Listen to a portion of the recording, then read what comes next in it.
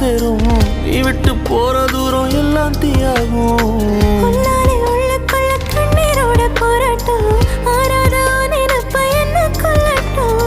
நீ நெஞ்சின் ஓரத்தில் வலிக்கின்ற பாதியோ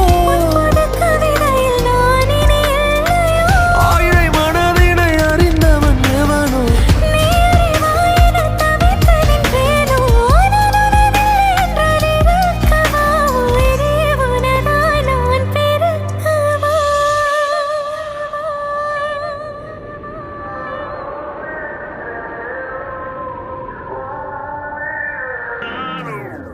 உன் கண்ணோரம் விழுந்த